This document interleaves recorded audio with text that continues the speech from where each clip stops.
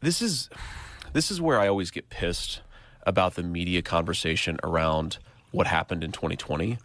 Is what they'll do is they'll sort of find the craziest conspiracy theory about what happened in 2020.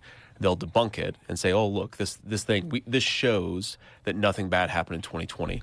There's a nonpartisan organization that actually looked at what would have happened to Americans' votes if they had just known the truth about the fact that Joe Biden fundamentally had traded his political influence for money. Like, that's what it was. It's an old-fashioned American corruption story. I will give you access to powerful people in exchange for money, right?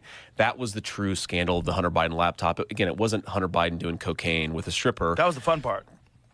You can say that. I have an election to win.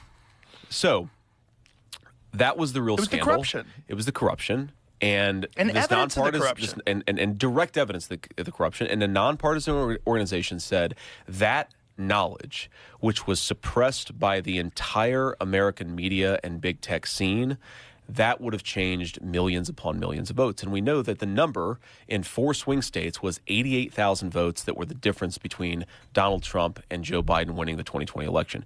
So set to the side all of the other arguments about fraud and all the other rule changes that happened in the midst of COVID. We know that big tech colluded with our own sort of, I would say colluded. The one thing I'll say about Zuckerberg is, and I don't know him super well. I've never had a problem with him, but I do wonder if it's a convenient excuse.